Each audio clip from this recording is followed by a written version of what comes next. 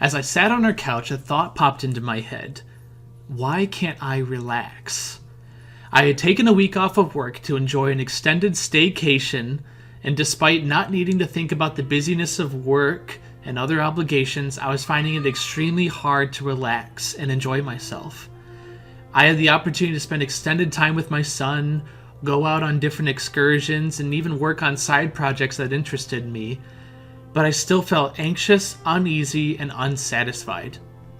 By the end of the week, when Sunday rolled around, I was actually feeling excited to get back to work and get back to the grind and busyness of things to just get out of the house. As I pondered why this was the case, I came to the conclusion that I don't like to admit, but I think is the case with many of us as well, that our priorities are out of sync. It's no secret that the world around us is traveling at the speed of light. New technologies, innovations, and trends are created almost daily. We have jobs, families, relationships, social obligations, faith, extracurricular activities, goals, dreams, and passions to all juggle every single day, and we're inevitably tired. I don't know about you, but at the end of the day, I just want to turn my brain off and do something mindless, just to have even a momentary escape from the constant need to be productive, available, and efficient.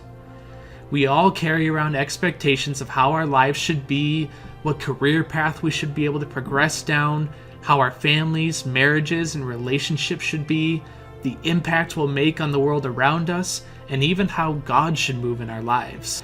We're taught early on that sleep, rest, and slowing down in life is for the weak, and that if you want to be successful, happy, and valuable in this world, that you need to keep up with society's frenetic pace.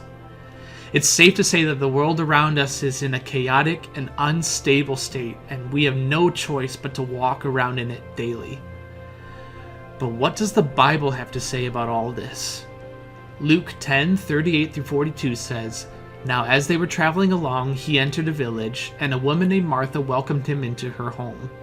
She had a sister called Mary who was seated at the Lord's feet listening to his words. But Martha was distracted by all her preparations, and she came up to him and said, 'Lord, do you not care that my sister has left me to do all the serving alone? Then tell her to help me.' But the Lord answered her and said, 'Martha, Martha, you are worried and bothered about so many things, but only one thing is necessary. For Mary has chosen the good part, which shall not be taken away from her.'" In this story, there are two characters, Martha and Mary. Now, after the first read-through of this story, I think it can be easy to look at Martha and join in on scolding her for missing a prime opportunity to enjoy Jesus' presence, instead being distracted by the demands of hospitality. Of course she should have sat at the feet of Jesus and listened to his teachings. This is Jesus, after all. But before we can cast any stones at Martha, I hope that we can take an honest look into our own hearts and minds as well and see some similarities that we have with Martha. What was it about Martha that had her distracted and unable to be more like Mary, who just simply wanted to sit at the feet of Jesus and listen to him? I believe there are several reasons why, and these things are things that we experience even today as well. The first reason is the same that I explained with my story earlier, which was that our priorities are out of sync. While hospitality was a very important thing in Jesus' day, and in many ways it's a very important thing to us even today, Martha was so concerned about making the atmosphere of the home perfect that she didn't make time to enjoy those who were actually in the home. Many times we can be so obsessed with trying to make our lives perfect, orderly, and visually appealing that we don't take the time, focus, and energy to actually enjoy it. I've been guilty many times of being focused on looking forward to the future, setting my eyes on retirement, preparing the way for future opportunities, goals, or endeavors to pursue, and miss out on the opportunity to live my life right now. I trade in the opportunity to walk out my faith with the Lord on a daily basis, to dream of ways that I can go on a missions trip, write books, or help my church down the road instead. I'm constantly looking at the big picture of my life I envision instead of focusing my eyes on the Lord and what he is trying to tell me right now. But Mary had perspective. She knew that life and its demands were always going to be present, but Jesus was there in her midst right now, and she was going to soak up every word that she could while she had it. Likewise, we should realize that even though life is busy with many things grasping for our attention, the most important thing that's seeking our attention today is Jesus himself. If we allow ourselves to get distracted by our possessions, obligations, relationships, or thoughts, we're missing out on the opportunity to just sit at the feet of Jesus and receive instruction, rest, and the joy of his presence.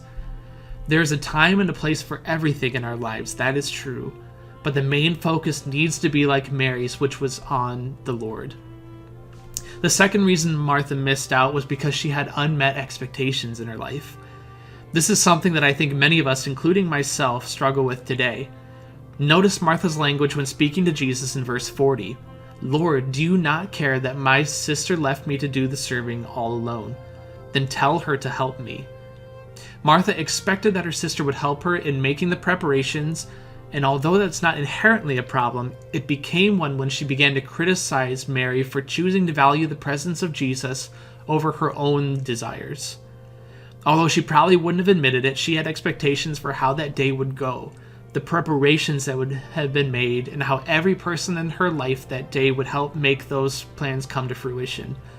When things didn't go as planned, she was quick to become frustrated, angry, and even lash out at Jesus for his indifference to what she held as valuable. In the same way, we tend to make assumptions on how our lives are going to go and the things that we will accomplish, and we make expectations on how other people and even God are going to fit into those plans to help them come to fruition.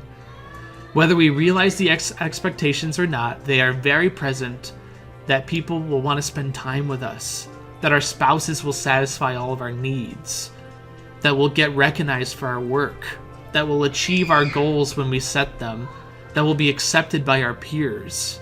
The list goes on and on and on. When they inevitably don't go as planned, if we are not careful and have the right perspective, it can be very easy to lash out at others or the Lord and show our frustrations.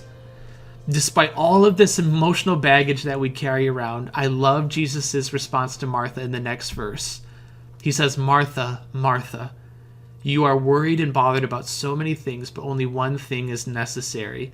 For Mary has chosen the good part, which shall not be taken away from her."